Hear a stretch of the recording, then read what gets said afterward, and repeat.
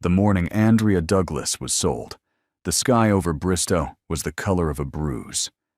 She stood in the front room of her father's house, the house she had scrubbed, cooked in, and bled for, while two men decided her fate over a pine table. Her father, Holt Douglas, didn't look at her once. Not when he signed his name. Not when he slid the paper across the table. Not when the man across from him, broad-shouldered, quiet as stone, folded it and tucked it inside his coat without a word.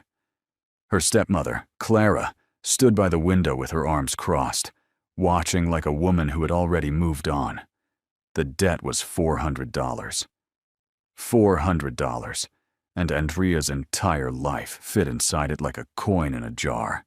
She had known something was wrong when Clara sent her downstairs in her good dress. She hadn't known it would be this. No one had asked her. No one had warned her.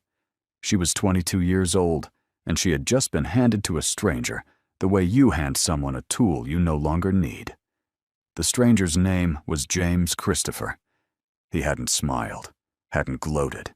He simply stood, buttoned his coat, and looked at her, just once, with eyes that were steady and unreadable. Then he said quietly, "Get your things." And that was that. The ride out to his ranch took the better part of 2 hours, and he didn't speak for most of it. Andrea sat rigid on the wagon seat beside him, her small trunk loaded in the back, her hands folded in her lap like she was trying to hold herself together from the outside. The Oklahoma plains stretched wide and flat around them, pale grass bending under a cold wind, the sky pressing down low and heavy. She studied him from the corner of her eye, the set of his jaw, the way he held the reins loose but certain, like a man who never needed to prove he was in control. He wasn't old, younger than she'd expected. Maybe 30, 32 at most. There was nothing cruel in his face, but there was nothing open in it, either. He was a wall she didn't have the energy to climb. She told herself it didn't matter what kind of man he was. She told herself she would survive this the way she had survived everything else. Quietly, carefully, without expecting anything from anyone. But somewhere beneath all that careful thinking, a small and frightened part of her was counting the miles between her and everything she had ever known, and finding no comfort in the number.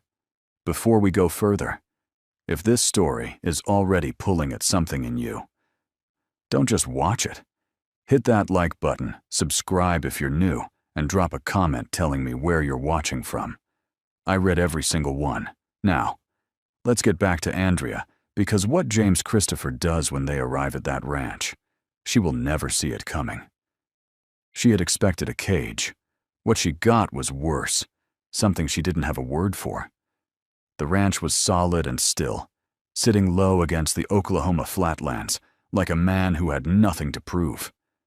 Timber and stone, a covered porch, 2 horses in the paddock breathing slow in the cold morning air. Andrea stepped down from the wagon and stood in the red dirt and felt the silence press against her like a hand on her chest. There were no chains here, no locked gates, no darkness she could point to and call evil. That was the problem. She had spent the entire 2-hour ride preparing herself for cruelty, rehearsing how she would endure it, how she would stay small and survive it. She had built a wall brick by brick on that wagon seat, and now there was nothing to put it against. A ranch hand named Otis nodded at her from the barn without staring, the kind of nod that said, "You're a person and nothing more." James lifted her trunk from the wagon and carried it inside without a word. She followed because she had no other choice, but her eyes moved over everything, every corner, every shadow, searching for the thing that would confirm what she already believed, that this place, like every place before it, would eventually show its teeth.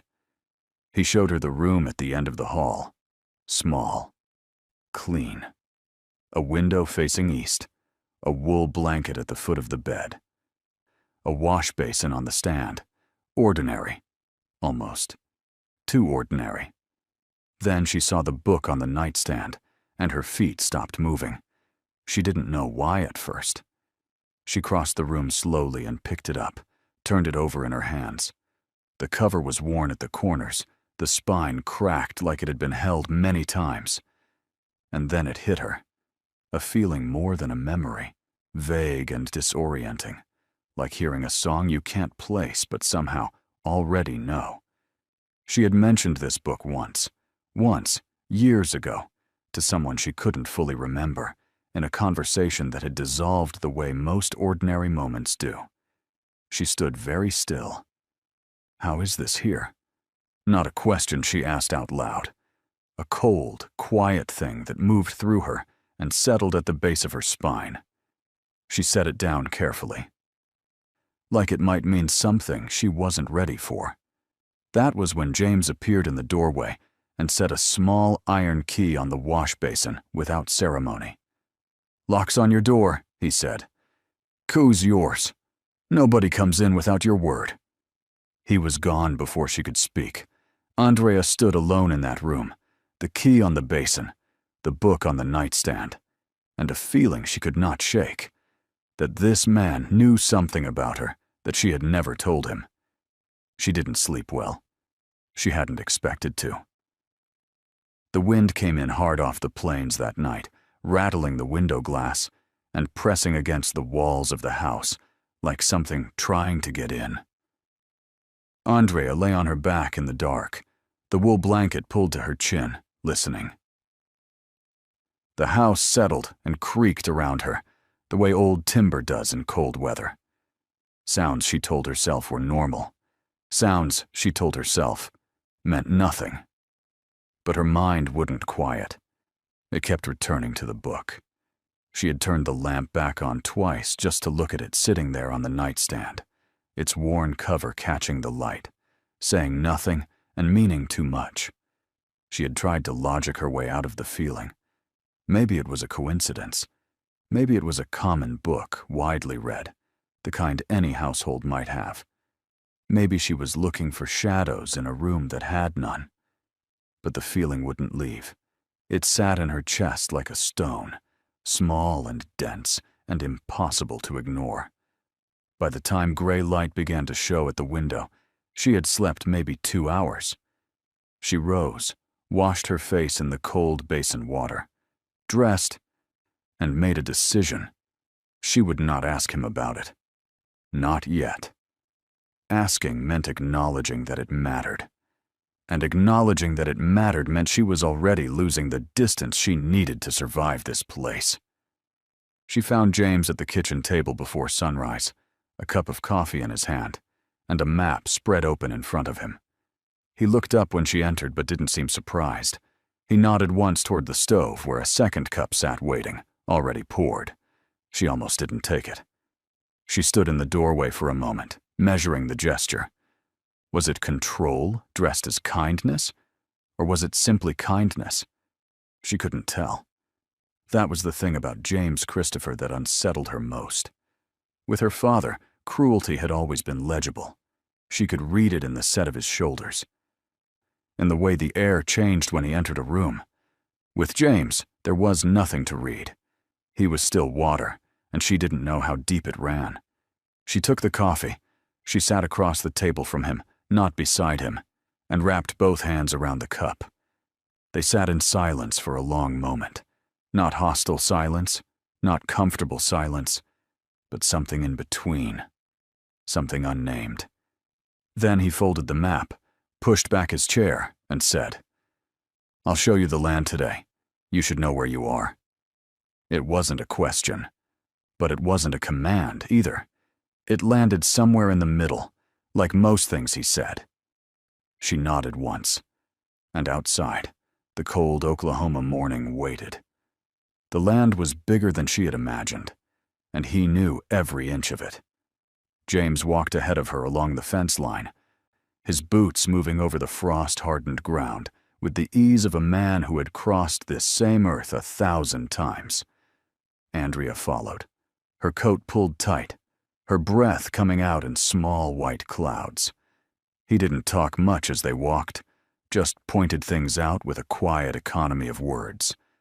The north pasture, the creek that ran shallow in winter and rose fast in spring, the ridge in the distance where the wind changed direction and you could feel a storm coming before the sky showed it.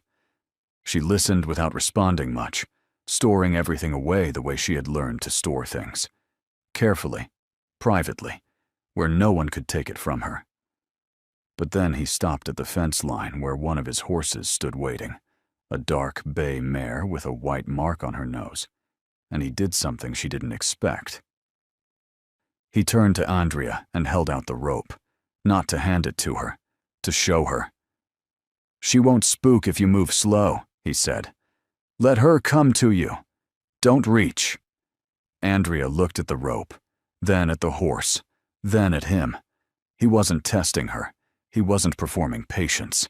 He was simply offering her something, a piece of knowledge, given without condition. She took the rope. She moved slow. The mare's ears flicked forward, and then, after a long moment, she dropped her head and stepped closer. It was such a small thing, a horse stepping forward, a rope in her hands. And yet, something about the moment sat wrong with her. Not badly wrong, but the way a picture hangs slightly crooked and you can't stop seeing it. Nobody had shown her how to do something, and then simply stepped back. No conditions, no corrections waiting in the wings. Her father had barked and punished.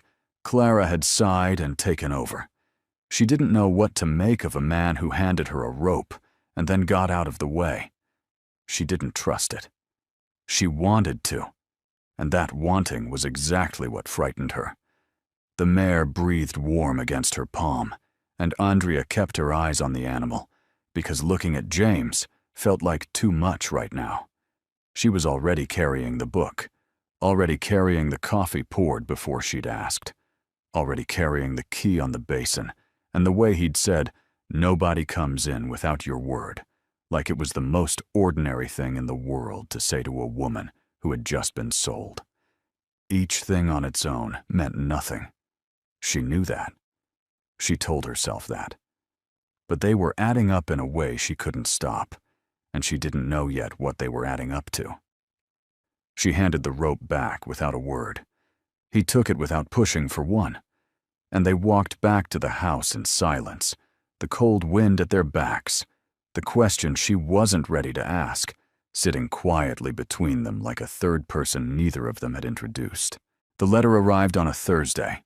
Andrea knew it was trouble before James even opened it. She was in the kitchen when Otis brought it in from town, his weathered face arranged in the careful blankness of a man delivering something he didn't want to deliver. James took it at the door, read it standing up, and said nothing. But his jaw tightened, just once, just slightly, and Andrea had learned enough about still water to know that a ripple meant something moving underneath. She didn't ask. She went back to the pot she was stirring and kept her eyes down and waited, the way she had always waited, the way women in her position learned to wait, not with patience, but with a held breath that never fully released. It wasn't until supper that he told her. He set the letter on the table between them and let her read it herself. The handwriting was sharp and slanted, each word pressed hard into the paper, like the person writing it wanted to leave a mark. It was from Judith, her stepsister. Andrea read it twice, slowly, her face giving nothing away. Judith was coming to Bristow. She wanted to discuss the terms of the original debt agreement. Certain clauses, she wrote, that may not have been honored in full. It was the language of someone who had spent time constructing a trap and was now inviting you to walk into it. Andrea set the letter down. Across the table, James watched her with those steady, unreadable eyes. "She's not coming to talk," Andrea said quietly. It was the most certain she had sounded since she arrived. James looked at her for a long moment. "No," he agreed. "She's not."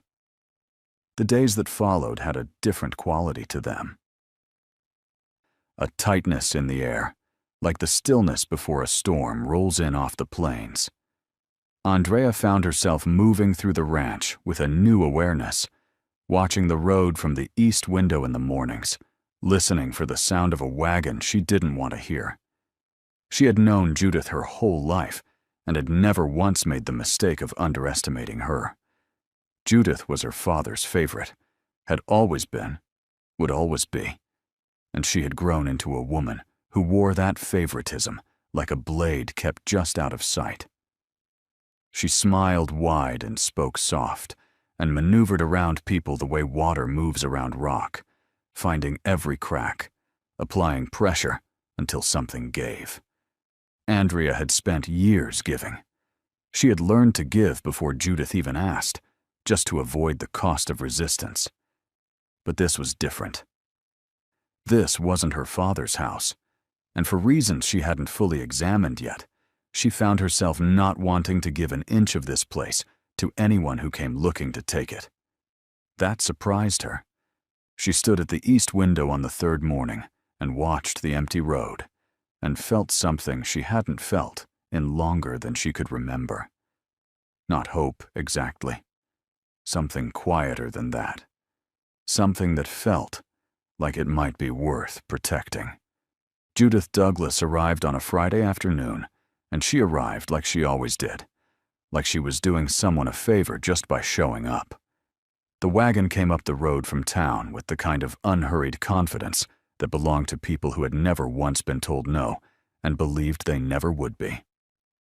Andrea saw it from the east window and felt her stomach drop the way it always did when Judith appeared.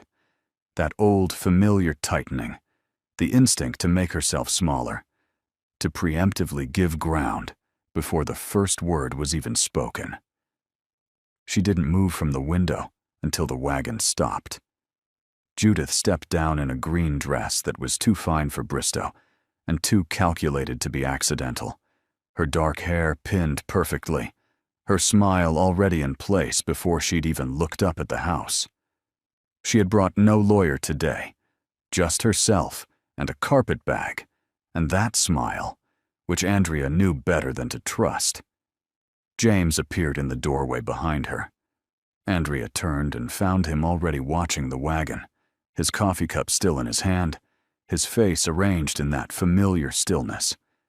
"She's here," Andrea said. It was unnecessary. He could see that, but saying it out loud made it real in a way she needed it to be. He set the cup down on the sill. "Let her come," he said quietly, and he went to open the door. Judith sat across from them in the main room and laid her case out like a woman who had rehearsed it many times and enjoyed the rehearsal. The original agreement, she said, had contained conditions, specific expectations regarding Andrea's domestic role at the ranch and her availability to return to the family, should those conditions go unmet. She produced a folded paper from her carpet bag and set it on the table between them with the practiced calm of someone placing a winning card. James picked it up, read it without expression, set it back down.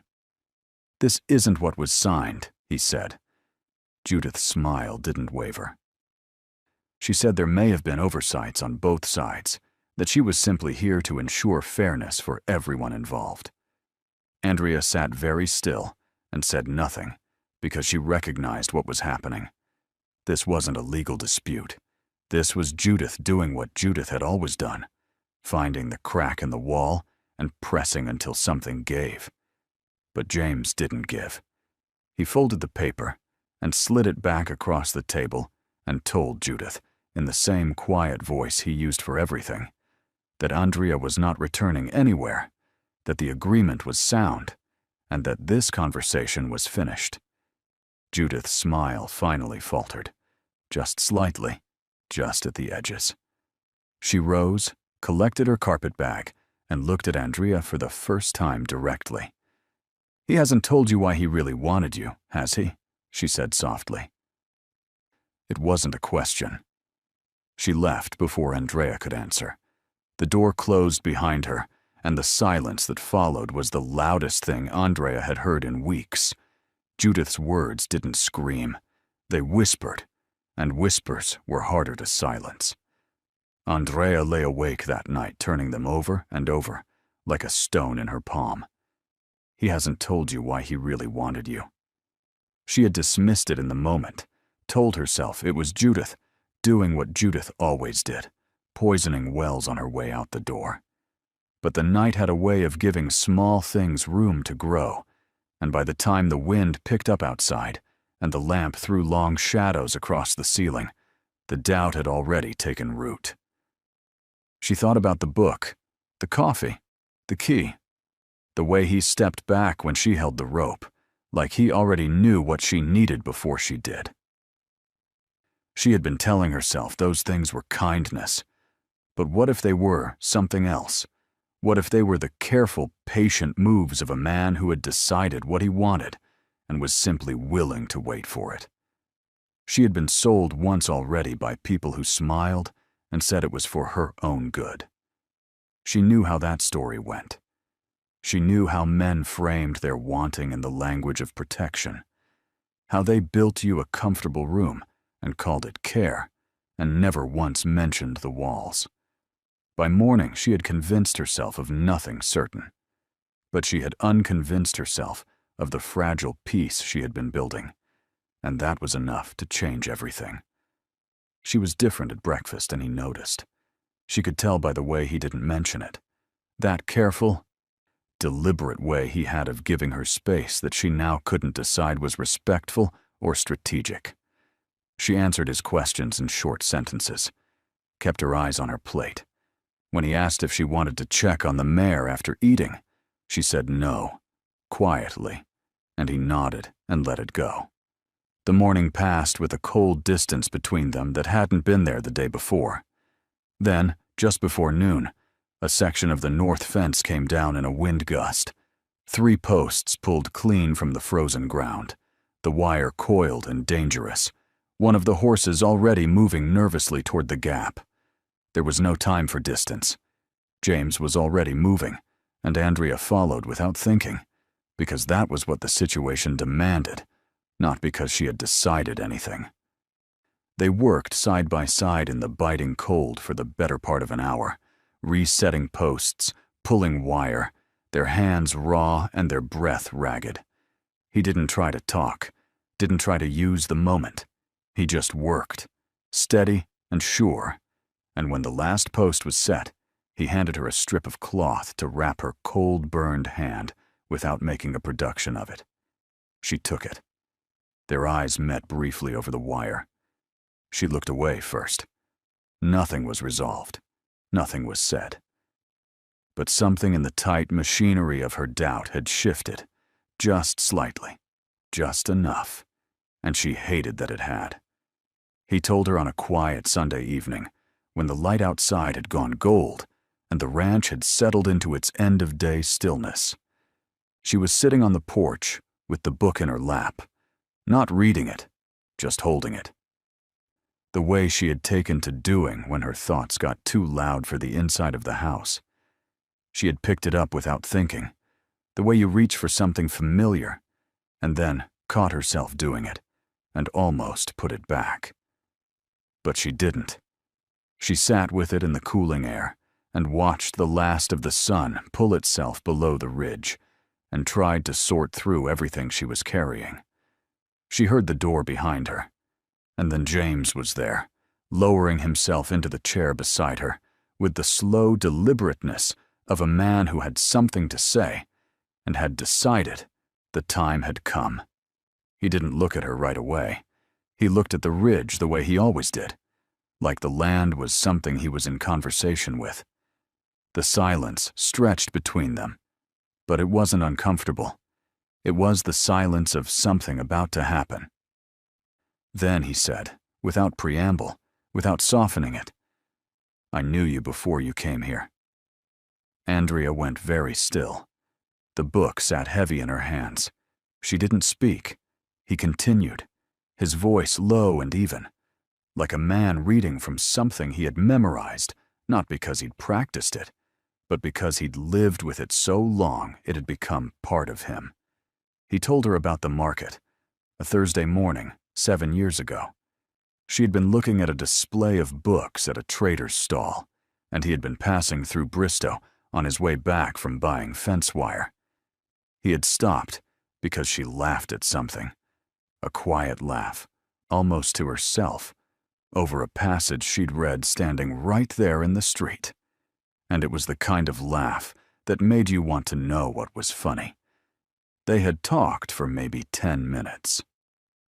She had mentioned the book, said it was the kind of story that made the world feel less small.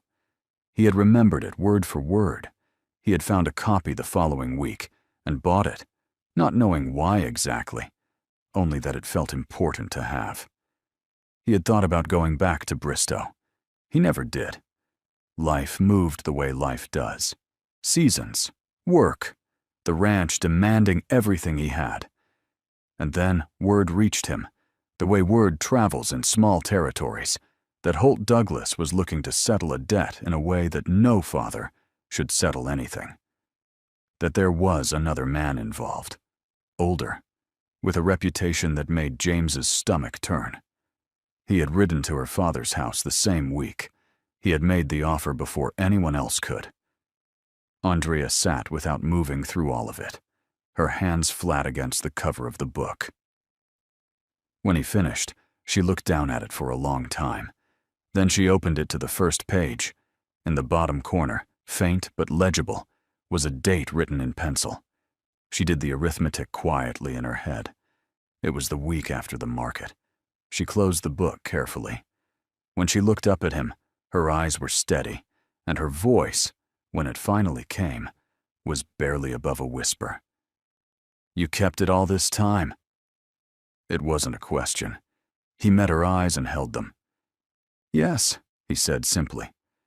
And the Oklahoma evening settled around them like it had been waiting for exactly this.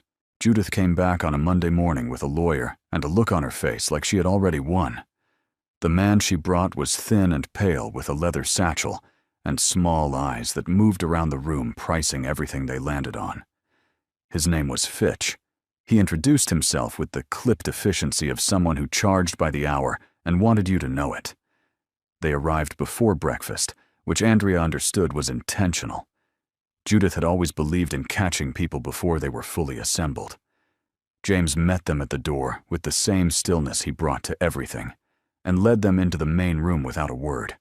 And Andrea stood at the kitchen doorway and watched and felt the familiar cold tightening in her chest. That old reflex, that old preparation for loss. Fitch opened his satchel and produced a document several pages thick and laid it on the table with the reverence of a man presenting something sacred. The claim, he explained in his clipped voice, was procedural.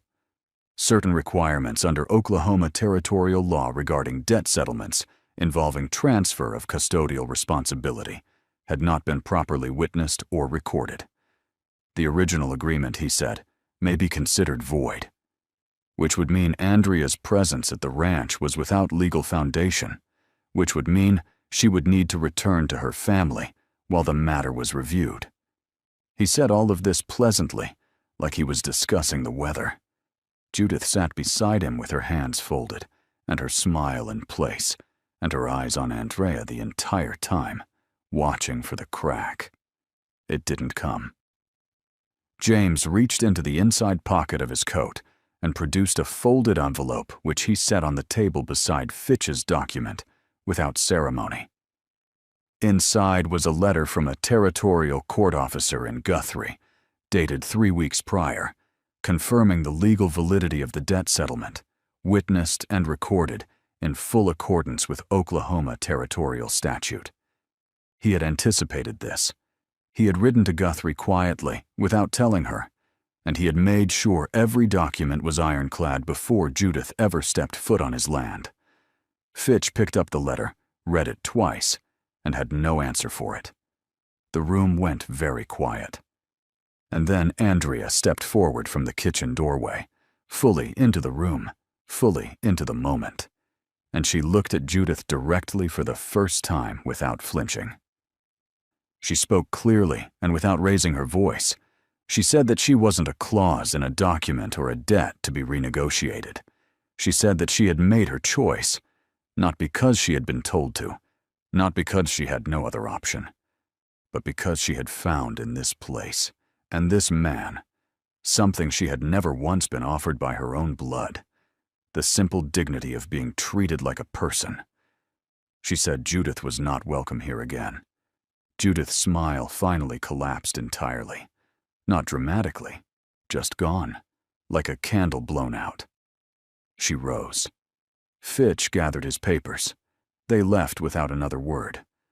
The door closed behind them, and this time, Andrea was the one who closed it. She turned back to the room.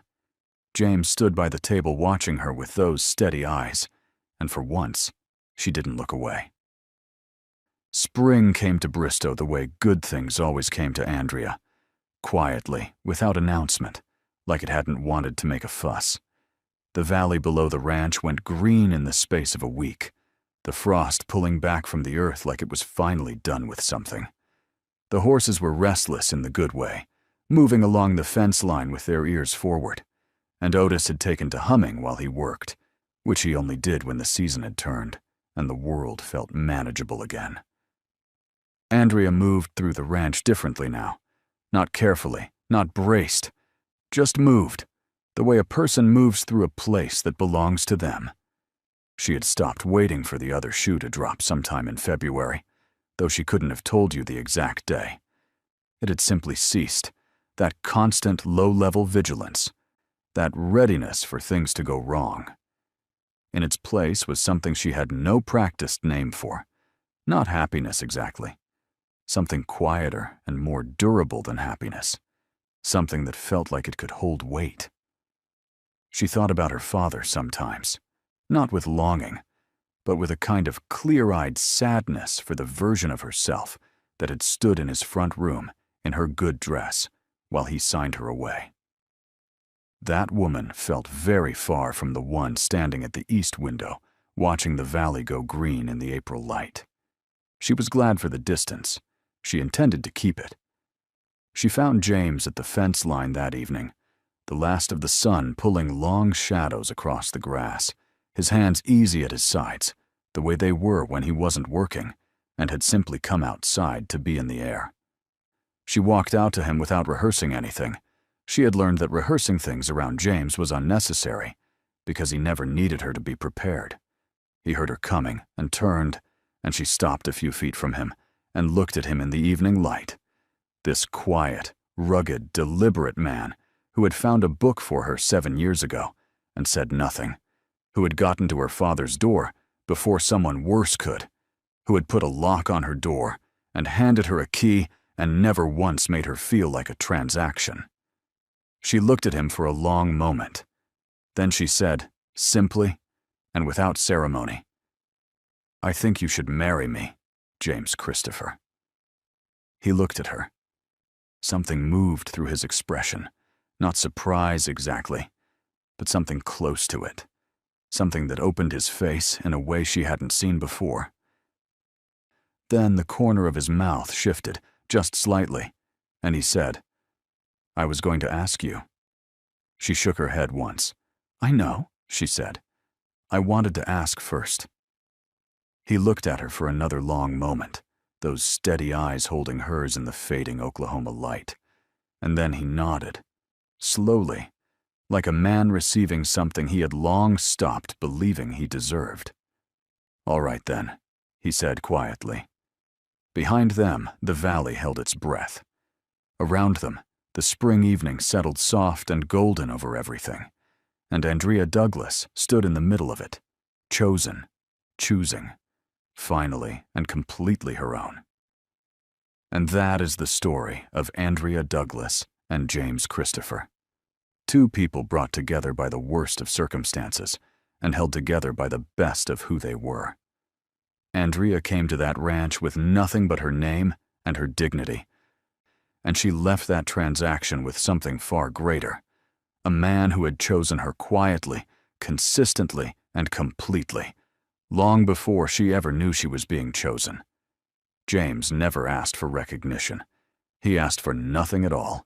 He simply made sure she was safe. And then he waited. And then he loved her in the only way he knew how. Steadily, without performance, for the rest of his life. If this story moved you, you already know why. Because somewhere in Andrea's journey is every person who has ever been underestimated, overlooked, or handed off like they didn't matter. And somewhere in James is the quiet hope that someone out there sees us, really sees us, and thinks we are worth remembering. If you made it to the end of this one, you are exactly the kind of viewer this channel exists for. Don't leave just yet. There is another story waiting for you on the screen right now, and I promise it will pull at you just as hard. Click it. You will not regret it.